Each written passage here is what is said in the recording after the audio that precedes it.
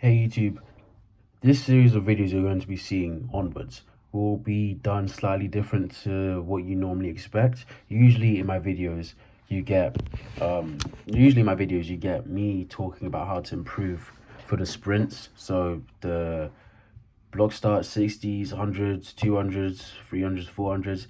In these following videos you're going to be getting videos of me talking about by season. So most likely this is going to be posted around August on the end of it. I'm just going to quickly go over what I wanted for this season. So for this season, I wanted to achieve 10.5, 21, and for the 400, if I ended up doing 400 at all in the season, 48 seconds.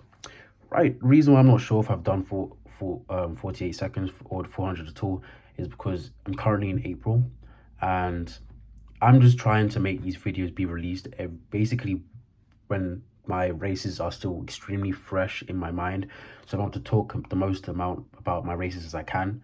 But yeah, generally those are the goals. 10.5 for the 100, 21 for the 2, 48 for the 400, and 60 whilst we've already gone beyond that point, and it's not really gonna I'm not really want to verify until next season. It was 6.78 for the 60, though obviously we didn't achieve that one purely because 60s are only done during the indoor season, which is at the either end of the year. So that one would have to be verified next season whether we actually achieve that. So if I fail the others, there's still a good chance I can achieve that and I'll be able to improve even more. But by then, we'd obviously want lower goals. But in this video, I'm be talking about the London indoor games for under 20s and seniors that happened in Lee Valley on the 21st and 22nd of January. Over that period, I ran the 60 and the 200, but a bit of backstory, a bit of context. When I was running this, I had a year off from physically going to track, and I was training myself for a year. And I came back to track in 2023 for the 2023 season, obviously. When I did that, I was at uni now, so I had a different coach, I had a different place, and he saw me and he just looked at me and he basically said, "You're deficient here, here, here, here. You've been sprinting with your quads, you need to sprint with your hips if you actually want to produce force, and your glutes if you actually want to produce force." And when I heard this, I was like, you know what, this is quite shocking, but now it makes sense because if I'm sprinting with my quads, you just explained essentially if I'm sprinting my quads are supposed to extend my legs. I want to land underneath my central mass when I sprint. If I extend my legs, I want to overstride. If you sprint with your hips and your glutes, your legs are going to go up and your knees going to be bent. Then your glutes are going to force you down behind you. Everything made sense. I followed it. And at that time, he gave me some stuff to do. And I like prolifically did it, like a high amount of volume, because I always make sure that when I'm with him, I always make sure to ask whether this is like I can only do a certain amount of times or if I can do it every day. If it's something I can do every day, I will do it every day so I can teach my body as quickly as possible how to understand how to do this so I can progress even faster. So I did that stuff and I quickly figured out how my hips felt, and hips and glutes felt to be activated, but not completely. So what ended up happening is when I went to track, the off season had ended and the indoor season and pre-season basically just started. And I had like 4 days with him. No, 4 days before my race, before I even started. And I was already on a track before, but this is the first time I met him. I met him on, I think it was a Tuesday. I'd like to say it was a Tuesday. And he told me all of that on Tuesday and Thursday. I'm pretty sure most of the work he gave me was on Thursday. So the races were on Saturday and Sunday. So I literally only had 2 days to figure out how to put all of this stuff into my races so that I could improve. Because with this, I was like, okay, I'm gonna improve a lot. But the problem is, if you're a sprinter, you understand that when you try to get faster, what's gonna end up happening is you're gonna go slower. And this slower period isn't gonna be quick, it's gonna be long. And if you want to make a big form adjustment, like how I was gonna be making, then this wasn't something you could fix in just 2 days. If you could fix it in 2 days, then I won't lie, I would have been running low 22s when I hit the track, which I didn't do. Even before I hit the track, in fact, I would have been running low 22s. But I did my best and I figured out how my hips and glutes felt, and then I went to Lee Valley to do the 200 meters on 21st of January on Saturday. and I was warming up. When I was warming up, I just repeatedly kept slapping my hips, my glutes, like, and I kept squeezing them hard, hard, hard, trying to teach my body, okay, this. I even did the drills he gave me. I was like, squeeze this, fire this at this time, at this moment, at that moment, and I just kept going, and I went through my block starts and everything, and I just kept practicing, just doing a normal warm up. It was quite nice whilst I was at Lee Valley. If you've never been to Lee Valley, then you wouldn't know, but there's a lot of people who are like international level athletes that actually go there. I met Claire as a party. I'm pretty sure she's a triple jump. She's a triple jumper from Malta. I met her there, and a lot of other people train there, like a lot of the GB team and a lot of youngsters that are quite close to being good enough to like get to places like the Olympics and stuff. Like literally, it's no more than like 0.2, 0.3 seconds of their time, and they'd be able to qualify. They'd be at the qualifying levels or below it. So I met people like that. Only one though. There was a few others, but that was about it. And this happens quite frequently in Lee Valley. When you go, you see a lot of people with the GB team stuff on them, or people that already signed with there's people like Nike, Adidas, Puma when you go. But yeah, I went, did my 200, and I was like, okay, let me just try my best. Like, it's like I really didn't have much time to work on changing everything, so I did the 200. I blasted out, and this was a new feeling, purely because when I normally run my races, I'm normally playing catch up. So I'm sprinting, and then I'm like near the back of the field, and I have to do my absolute best to catch up to everyone else. And it's not that my start was poor, which it was, but it's not that my start was poor. It's just that I was so slow. I was always seeing people behind me, and this will probably become a recurring thing in my season. It has, yeah, in April I've had another race, and this was kind of did affect the race I had, but this will become a recurring theme, I think, most likely for the rest of the season and the rest of these videos. But I went out, and then I essentially just started sprinting around the bend. First hundreds, I came out pretty well, I like to say. Looking back on it now with the knowledge I know and the improvements I made, it was a bit iffy, but I came out good enough. I never run indoors before, so this is my first time running an indoor 200. And if you ever run an indoor 200, then you understand an indoor 200 and an outdoor 200 are two very, very different things.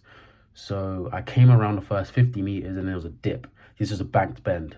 The track was banked, and I literally, if you was to see the video, I literally ran, and then I just dropped down, and I continued onwards. I might even put it in this video now, but I probably will forget though.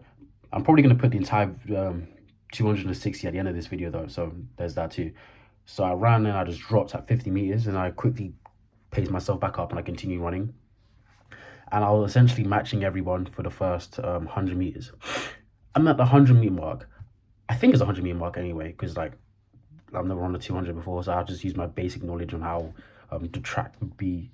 And I'm like, yeah, I'm kind of a bit tired, but I'm not really. But I was like, okay, let me just continue, because like in my head I was like, I wasn't really paying attention. I was just in my head a lot of the time, kind of like how you would be if you're just like running slowly and you're just thinking. You're just like looking around, or like, no, those are some nice trees and stuff like that. I was just thinking, I was like, oh, okay, so these guys are roughly around here. No one's made a move, or if they have made a move, they haven't made a fast enough move. So we're all basically in pace. I was on the outermost lane. I didn't see anyone in my inner lane, so I was like, okay, we're basically on pace. Unbeknownst to me, people on that side are way, way behind me. So I just had two people on my outside who was like, okay, I'm getting quite close to them.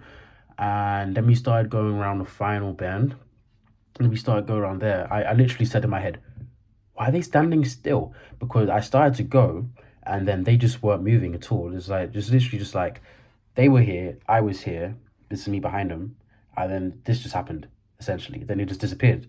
And then uncontrollably, I just start smiling, because I'm like, yeah, no one's gonna beat me. Looking back on it, that smile was very important, purely because it just shows how relaxed I am. Because usually when I race, I am usually relaxed, but I'm tense. But I think I'm relaxed. But this is one of a few cases where I'm relaxed, because if you're able to smile whilst you're sprinting, it's a very good sign for you, purely because it just shows how relaxed you are. Because Next time you sprint, try to smile. You'll realize that you won't smile. It just won't happen. You might stay relaxed. You might just might your face might stay floppy. Your body, your neck relaxed, neck down relaxed, but you won't smile. It's because it's just so hard to do. But I started smiling. And I was happy. So I came around the final bend. I was like, the final bank bend. I didn't know this was gonna be a problem at all. But I should have realized though was I was going my fastest ever, and I wasn't actually turning into the bend. Whilst it wouldn't have made much of a difference purely because all of the bends are so sharp. But I was going around, and then as I'm going around, you just see me just like come around. I'm in front, and then I just start tripping essentially, because what's happening is I'm looking down because I'm seeing I'm going really, really, really close to the white line, and I miss hitting the white line, and I miss a couple more times, but then I step on it, then I sigh, and then unbeknownst to me, I go beyond it. Then I fix myself, and I just scream really, really loudly. Um, I just slowed down. So for the final like 25, 30 meters, I'd say, was literally like no power was put in. Whatever I had left, I just used to finish. So I was like, okay, I've stepped over the white line. They're probably going to disqualify me. But you know what? Yeah, let me just finish this race. I mean, yeah. I was like, it doesn't really matter at this point because since I'm already going to get disqualified, the time doesn't matter. But I finished the race, spoke to the other people, good race and everything. And then the people who were doing everything at Lee Valley, they just told me like just calm down, relax. They didn't end up disqualifying me. I don't even think they saw the fact that I stepped over the white line, but I don't mind because like regardless, even if they did disqualify the time or they didn't disqualify the time, what I ended up getting was 24.28, which to be honest was quite bad because obviously I slowed down, so it wasn't as bad as making it out to be. But my personal best is 24.41. I easily could have gone sub 24 in that indoor race. Looking back on it, I thought about it a lot, and I was like, I probably could have gone like 23.5 at best.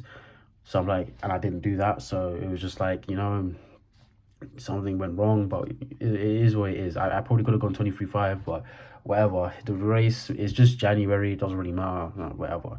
I got through everything, I'm fine. So I go home, then I come back the next day. Is that with this day or the day? There was this day where I'm doing my 60 now, or the day before. No, I think it was this day. This was the day that I saw Claire as a party, the Malta triple jumper. But side note, back to the story. Warm up again, same way as normal. Put more effort into blocks because with a 60, your start is everything. If your start is bad, there is basically no chance, unless you're running against people who are walking the race, no chance you are going to make a comeback. Oh yeah, the other race I won. I won the 200 meters, but that's not really relevant because my 200 meter personal best was slow anyway. So I come back for 60, training, warming up, getting ready and everything, still doing the drills to work my hips and my glutes because I'm still barely got any understanding on how to do them. And I'm just doing the races. Again, prepared to do the race. And as I'm doing the 60, I just blast. So normally when I do my races, I enter the flow state. If it's for any amount of time, it might be 20 meters, it might be 40, it might even be 80. If I had a race where it was like 70 meters, but this was when I was running around 13 seconds, and this was like, I think it was in year 9, so that was 5 years ago. But in this, I blasted out the blocks and I just left everyone from the gun. And by 40 meters, I got up. I was up and I was like, where is everyone? I looked around. Well, I didn't really look around, but I was just like, noticed there was no one in front of me. There was not anyone off to my side, and I couldn't really hear any footsteps. So I was like, where did everyone go? And I'm like, oh, okay, I'm gonna win this. So I continue sprinting, and I hear footsteps finally. Now, like, I start to panic a bit. So I start to try to increase my speed, and I just beat the person. I think they got 7.53, and I got 7.49, which is great. I wasn't very happy with the race though, purely because I got out of the 40 and then I just stalled. Usually when I sprint, my block starts are all right, but my top speed is everything. But what ended up happening was I got to 40, 45 meters, and then the speed I developed there, it was literally just me falling forwards until the 60. Kind of like how you see Christian Coleman run 100 meters in a sense. Yeah, probably more like Christian Coleman's 100 meters because his 60s are impeccable. But his 100 meters is like he gets the top speed too fast. I wouldn't say I got the top speed. I'm not sure if I did, but I never opened up. So it would literally look like his 100-meter races where he blasts, or even Subing Chan, he blasts off to the 60 mark, and then everyone just slowly starts to catch him. Both of them near the end. Only one person managed to catch me, really. Everyone else stayed back. But it just felt weird because I never run a race like this. None of my races are ever ran in this format. So it felt weird to have a race that was like this. I was happy with it, but I wasn't very happy with it because I knew I could have gone faster, much faster. But there wasn't really much I could do because I didn't really have much time training with my coach to be able to fix my form, so I'd be able to blast off and open up, so I'd be able to run even faster times. Now if I was to run a 60, as long as I don't mess up the block starts, it would be a different story. But back then the best I could really do was what I did, and I did it to the best of my abilities, and I still won. Whilst the times, again, I didn't have a 60 time, so I was literally put in the slowest time because they're not allowed to use my 100-meter time, but they probably did. My 100-meter time said 12.2. So they're obviously like, okay, if I put him with the faster people, he's just gonna get left in the back. So there was no point. They just literally, I was literally the very, very last race that was there. But I was happy with it because I won. These are my like, I won back-to-back days, and I've never won a race ever. The closest I've ever come to winning, I'm pretty sure, it was third place. The closest I ever came to winning was third place, which not the greatest, but as you can see, I'm always used to chasing people from behind, which is quite happy that I'm not doing it now. Because if I'm not doing it now, then that means I've obviously improved. Though considering I'm never with seeded athletes, we can't say for sure whether that would be the case for later on races. But so far, I keep winning, and I want to make sure that I can continue to keep winning so I can keep boosting my confidence.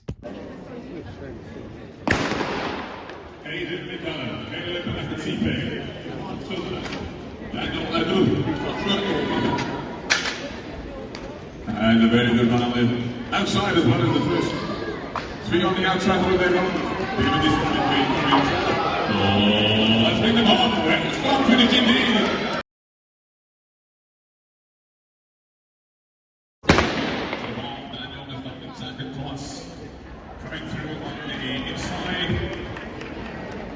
Something that I forgot to mention, but I thought was worth pointing out, was when I ran a 60 and 200, my coach obviously gave me drills to do to figure out how to use my hips and my glutes. And if you understand where the hips and the glutes are positioned, where like the entirety of the muscles are positioned, they're positioned for the hips. They go all the way down to your knee, all the way up to your back. And obviously, I've never really used my hips before. So whilst I was doing the work for my hips, I ended up feeling like I was doing hundreds of reps every day. I ended up feeling crazy amount of back pain in my back pain from doing the hip work. I didn't know it was hip work at the time. I got up and I got up the day of the race, the first one for the 200, and I actually thought I was disabled because I literally felt bedridden. Like I could barely walk. Lying down hurt, standing up hurt, sitting down hurt, and everything hurt. So I was like, I'm not even sure I can go to the race. But I was like, you know what, I'm gonna have to push. I'm gonna have to get out of my bed, go downstairs, and stretch. So I ended up stretching, and even my mom started to help me, and like the pain started to subside and feel a bit better.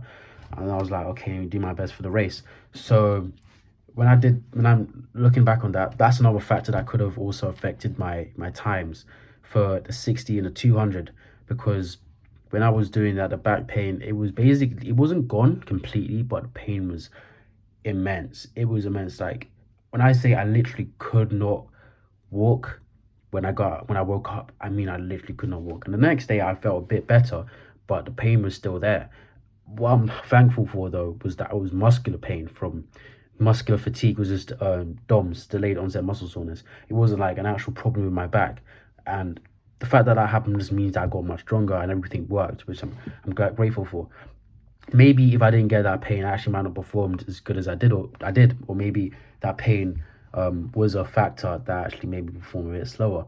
But I'm grateful for it because I think it was a way to make sure I didn't peak. Essentially, it was just a godsend, essentially, because I might have gone all out in both of those races, but I don't think I would have.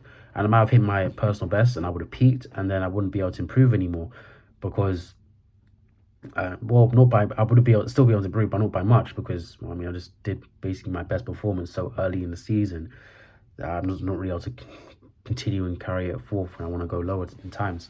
If you like the video, let me know in the comments section below. Check the description, because anything I forget to say in the video, I always put in the description. And if you like my content, subscribe.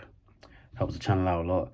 I post every 2 days at 1 p.m. Greenwich Mean Time. If you don't know when that is, just hit the bell, and then you'll be notified instantly.